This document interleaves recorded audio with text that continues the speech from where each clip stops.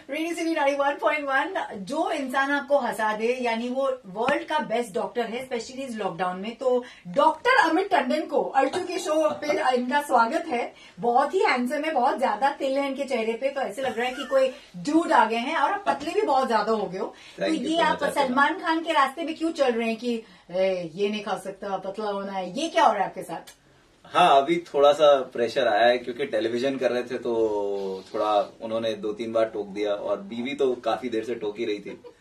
तो थोड़ा सा ये हो गया ना कि मेरी वाइफ ने 10-12 किलो वेट लूज किया, तो मुझे लगा कि इससे पहले कि लोगों को लगे कि मैं 2 बेटियों का बाप तो अमित, आप सैजिटेरियन, धनु राशि, like my papa and my brother.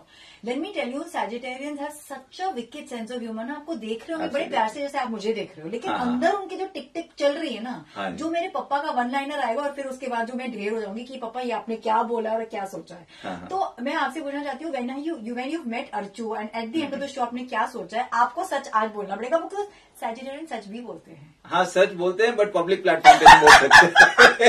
Daily में कोई अच्छा ही बोले ना, पर नॉटी सा, क्यूट सा। I just want to ask you, how do you control? क्योंकि देखो, जब कोई अच्छा जोक आ रहा होता है ना, उसमें कभी कभी फिल्टर नहीं लग सकता। बट आप तो बड़े क्लीन चल रहे हो सैजिटेरियन होने के बावजूद। थोड़ा सा ट्रेनिंग शुरू से हो गई ना, क्योंकि मैंने कॉमेडी शुरू ही तब करी है when I already had kids. ठीक है, so I was 35 years old the first time I did comedy. तो तब ऑलरेडी ये था कि घर पे बच्चे भी थे, अच्छा, और मैं पेरेंट्स के साथ रहता था। हाँ, तो एक लैंग्वेज कंट्रोल करने की आदत सी पड़ चुकी थी। अच्छा, तो इसलिए वो उसी जोन में चलना थोड़ा आसान रहा।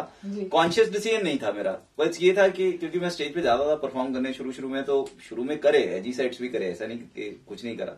बट देन आई रियलाइज कि अगर कोई बच्चा बैठा हो ऑडियंस में या कोई 65-70 साल के बुजुर्ग बैठे हो, तो मैं थोड़ा अनकंफर्टेबल हो जाता स्टेज पे ऐसी बात बोलने में। तो basically Sagittarian have a very सभ्य साइड एंड अ वेरी असभ्य साइड, है ना? मैं सही बोल रही हूँ? हाँ जी। और आप लोग होते हो यारों के यार। आपका नंबर भी बाय द वे 5 में बताना चाहती हूँ। इट्स अ वेरी यारी दोस्ती नंबर। आपकी लाइफ में 2 चीजें के बिना चल ही नहीं सकता आपको, आपके दोस्तों के बिना। Very needy. I feel like you need your friends, that's your definition of your personality, and मस्ती। ये 2 चीजें बहुत इंपॉर्टेंट हैं फॉर यू टू फील कि मैं अच्छा जी रहा हूँ लाइफ में। तो सबसे मस्ती वाली चीज जो अमित ने अपने दोस्तों के साथ करी, वो क्या थी? सबसे मस्ती वाली चीज, देखिए मस्ती की ना डेफिनेशन सबकी अलग हो सकती है। तो मेरी मैंने 12वीं क्लास में अपनी क्लासरूम के अंदर 2000 बम की लड़ी जलाई थी, जिसमें ब्लैक बोर्ड टूट गया था, सारे क्लासरूम काला हो गया था, और 2-3 दोस्तों के बैग भी जल गए थे। अमित, एक सेकंड, आपको अलाउ? अच्छा, बैग नहीं अलाउ, ऑब्वियसली नहीं अलाउ किया गया वो। तो ये कौन सा कॉलेज है? स्कूल दिल्ली में, Hansraj model school. I am very sorry ma'am. कौन है मैम का नाम भी बोल दो भाई, उन तक बात पहुंच जाए। नहीं, वो उस टाइम नहीं होते थे, उस टाइम हमारे प्रिंसिपल होते थे TR गुप्ता। तो उन्होंने इनफैक्ट सारी क्लास को भी बाहर बुलाया, बट वो कोई यूनिटी होती थी ना क्लास में जी। तो 40 के 40 बच्चों को, 12th क्लास के बच्चों को हाथ पे स्केल्स पड़े थे कि बताओ किसने किया, and nobody said a word. एक सेकंड, इस बात पे तालियां हो जाए। क्या फॉलोइंग है इनके, फ्यूचर में देख सकती हूँ ये बनेंगे नेता, कोई इनके खिलाफ नहीं खड़ा होता। So Amit, I mean people love you before anything else, कि आपको वो पसंद करते हैं आपको इतना, इसके लिए आपके लिए कुछ भी पता नहीं। मुझे लगता है वैसे भी 11वीं-12वीं में को होता है ना, यूनिटी होती है कि कुछ भी हो जाए तो हम इकट्ठे खड़े हैं। द बेस्ट पार्ट वॉज कि हमारी जो क्लास टीचर थी, उन्होंने क्लास से 9 सस्पेक्ट निकाले कि इनमें से किसी ने किया होगा for sure. I was not one of them. Reputation होती है। सो स्कैर्ड कि ये क्या सोच रहे मेरे बारे में। I am so scared, you will tell me after this interview. Anyway, तो कम बैक टू यू। हाँ जी। HR, मतलब ये भी मुझे कॉमेडी लगती है कि आपको इंसान इतने पसंद थे कि आपने बोला भाई साहब इसका प्रोफेशन बनाते हैं, देखते कौन से नमूने आएंगे हमारे यहाँ। ये कहाँ शुरू हुआ था, and how did you, because you did your MBA and engineering, या तो कुछ कनेक्शन ही नहीं है? तो मैं इंजीनियरिंग करी, MBA करी, तो मेरा ये था कि पहले 1 साल जॉब करी थी मैंने, जो proper technical refinery design, petroleum refinery design में। फिर उसके बाद MBA करी। हाँ जी, पेट्रोल पंप जाना पड़ता था? नहीं, पेट्रोल पंप नहीं, रिफाइनरी इज जहाँ पर पेट्रोलियम में से पेट्रोल डीजल को अलग किया जाता है। मंथन, काफी, हाँ, जो मंथन, हाँ, most appropriate word I think for this. उसके बाद IIT से मैंने MBA करा। उसके बाद क्या हुआ कि हमने एक स्टार्टअप, क्योंकि IIT में थोड़ा स्टार्टअप वाला कल्चर था। कौन सा? 1.5-2 साल IIT दिल्ली। तो वहां पे एक स्टार्टअप थी जो हम वी वर द को-फाउंडर्स, 1.5-2 साल वो चलाई। उसके बाद वो बंद हो गई और 3-4 महीने विदाउट सैलरी वाली बैठे थे। तो तब जॉब भी करी एनालिटिक्स में। HR कंपनी मैंने सिर्फ इसलिए स्टार्ट करी थी क्योंकि मुझे हमेशा से था कि मुझे अपना कुछ काम करना है, और HR कंपनी सबसे सस्ता काम है स्टार्ट करने के लिए। ये कहां से आपको आइडिया मिला? क्योंकि दूसरे लोगों की रिस्पॉन्सिबिलिटी लेते हैं आप, मतलब आप तो पप्पा पहले ही बन गए थे। हाँ, वो थोड़ा पीपल मैनेजमेंट मेरा अच्छा था, क्योंकि मैं even when I was in company तो 3-4 साल में ही मेरे पास करीबन 40-50 लोगों की टीम होती थी। तो वो पीपल मैनेजमेंट मेरा अच्छा था, और मुझे you could head a team. हाँ, और मुझे ये अंडरस्टैंडिंग होती थी कि कैसे लोग सही ढूंढना, वो तरीका थोड़ा अच्छा आता था। तो आपको पता है इतनी रेयर क्वालिटी है, कितनी रेयर क्वालिटी है, it's a very big quality. फिर वो कितने टाइम चला? वो 10 साल किया। तो मैं बीच में ही कॉमेडी शुरू कर दी थी। तो जब 4-5 साल रिक्रूटमेंट फर्म चला रहे थे। ये आपका हंसी मजाक का सिलसिला। जैसे अगर मैं अपने रेडियो जॉकी का कहीं नींव देखती हूँ तो वो इसमें देखती हूँ कि बचपन में कोई शादी पे हम गए थे, मैंने माइक ये छीन लिया था और मैं बोलने लग गई। मैंने पेरेंट्स से बोला इसको इतना मतलब कहाँ से आ रहा है कॉन्फिडेंस, ये तो कुछ वैसे करती नहीं घर पे। आपका वो फर्स्ट ब्रश कहाँ था? मैं कॉलेज फेस्टिवल पे होस्ट किया था, कॉलेज फेस्टिवल होस्ट किया था। और मैं 3-4 साल जब कॉलेज में थे, 4 साल जब कॉलेज में थे, तो मैंने I was part of a group of 10 boys, जो हम हर एक इवेंट में पार्टिसिपेट करते थे, and we would always win. और मैं लिखता था। So I am basically a writer who started getting better by getting on stage in terms of performance. तो परफॉर्मेंस बाद में ये राइटिंग। तो ये मैडनेस जो है उसमें मेथड है। हाँ जी, सोच के बैठ के, मतलब बहुत मेथड है, बहुत मेहनत है। लिखना जो है ना वो एक बहुत no, I am actually asking you for lot of people think यार मेरे में है वो बात, बट वो समझ नहीं रहे कि एक मेथड टू द मैडनेस है। हाँ, there is a method to the madness. The thing is, बात बहुत लोगों में है। बात जैसे मैं कहता हूँ कि बहुत सारे लोग हमसे कहीं ज्यादा फनी हैं जो इंडस्ट्री में नहीं भी आ रहे हैं। रीजन क्या है कि परसेवेरेंस बहुत जरूरी है, ठीक है। और इंडिया में खास करके परफॉर्मिंग आर्ट्स में आपको वो अपनी ईगो को जो क्रश करना पड़ता है ना, वो 3-4 साल शुरू में, कि आप स्टेज पे जा रहे हैं, लोग बोले उतर जाए यार, कोई सुन नहीं रहा है, यू नो, वो जो स्टेज है ना, वो 3-4 साल की, वो बहुत कम लोग पार कर पाते। अच्छा, कितना डिफिकल्ट है, क्योंकि अभी आप जो अभी रिसेंट सेट कर रहे हो वो आप अभी मिडिल क्लास से आगे जा रहे हो, है ना? हाँ, तो इसमें तो बहुत ज्यादा आपको रिसर्च और मतलब निचोड़ निकालना पड़ रहा होगा। नहीं, रिसर्च नहीं, आई थिंक आपको बाहर देखने से ज्यादा अंदर और देखना पड़ता है। जैसे आप कॉमेडी में आगे जाते हैं ना, तो आप और अपने अंदर से जितना कुरेद के निकालेंगे उतना ज्यादा आप कनेक्ट करेंगे लोगों के साथ, उतना। And this is like a master class for people जो बनना चाहते हैं। ओके, तो इसमें 3-4 लेवल में बता रहा हूँ, तो थोड़ा शायद लंबा रहे आंसर आपके लिए।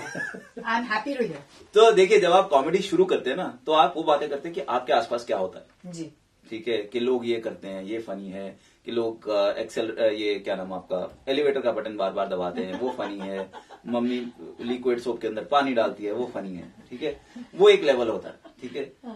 फिर आप थोड़ी अपने बारे में बात करनी शुरू करते हैं कि आपको मैं क्या करता हूँ, ठीक है। फिर तीसरा एक लेवल आता है जहां आप कहते हैं कि जब लोग ये करते हैं तो वो क्यों कर रहे हैं, तो उनके दिमाग में क्या चल रहा है। तो आप जब वो साइकोलॉजी में आ जाते हैं, ठीक है, वो एक उससे अगला लेवल होता है जहां आप ये बात नहीं कर रहे कि जैसे मेरा एक सेट होता था जहां मैं कहता था कि when a middle class guy gets into a 5-star hotel, more than the staff, he is under pressure to impress. हाँ, अब ये बात आपके अंदर की है, आपने आज तक किसी को बताई नहीं, पर ये हम सबके अंदर की है, तो इसलिए कनेक्ट कर जाती है, ठीक है। तो जब आप वो कुरेदना शुरू करते हैं कि क्या चल रहा है अंदर, फिर होता है एक और लेवल जहां एक प्रोबेबली एक पैटर्न आप उठाते हैं जो सबके साथ चलता है बट कोई बोलता नहीं है। अच्छा, यू नो कि जैसे जो मेरा नेटफ्लिक्स स्पेशल था, मैं उसमें बात करता हूँ कि कैसे we as parents lose our identity because of our children. कि हम मतलब 2 साल मियाँ बीवी हैं, उसके बाद हम मम्मा पापा बन जाते हैं जी। हम इतना ज्यादा मम्मा पापा बन जाते हैं, हम एक दूसरे को मम्मा पापा बोलना शुरू कर देते हैं। So true. राइट, हम एक दूसरे को मम्मा पापा बोल रहे हैं कि मम्मा कहाँ जाना है, वो बोले पापा किधर जाना है। So that is the next level जी। तो ये एक वो ये तो दुनिया में सबको लागू होगा। हाँ, ये सब पे लागू होता है, पर वही जो है ना कि अब आप सिर्फ वो बात नहीं कर रहे जो ऊपर से दिख रही है, अब आप वो बात कर रहे हैं जो अंदर चल रही है। तो वो नहीं दिख सबको रही है, पता किसी को नहीं है, पता नोटिस नहीं कर रहे हैं। हाँ, आपके इतने ट्रैवल्स 25 कंट्रीज में और पता नहीं कितने 1400 शोज किए आपने। हाँ जी। कुछ मेमोरीज रह जाती है ना, और आपको हंसाती हैं कि जब वो हुआ था। हाँ, मतलब आपके what makes Amit laugh in those 1400 shows? अगर मैं आपको टॉप 3 कुछ पूछूं। बहुत सारी है। एक तो हमने दिल्ली में शो किया था, मैं, जाकिर और भारती सिंह थे। ये बहुत पहले की बात है, 2013 या 14 की बात है। और जब हम बहुत नए थे कॉमेडी में, भारती तो तब स्टार थी तब भी, और तिहाड़ जेल में शो किया था हमने। अरे वाह, तो what a feeling. I think it's honour. 26 दिसंबर थी, मैं आपको बताता हूँ फीलिंग क्या थी। 26 दिसंबर थी और बहुत बड़ा ग्राउंड है तिहाड़ जेल के अंदर ना, बहुत बड़ा फुटबॉल ग्राउंड है, 1500 लोग बैठ जाते हैं वहां पे।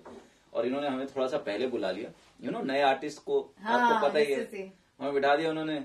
हम बाहर बैठे हैं, हम बातें करे जा रहे हैं, अभी 1 घंटा पड़ा है शो शुरू होने को, पानी वानी उन्होंने रख दिया, हम पानी पिए जा रहे हैं।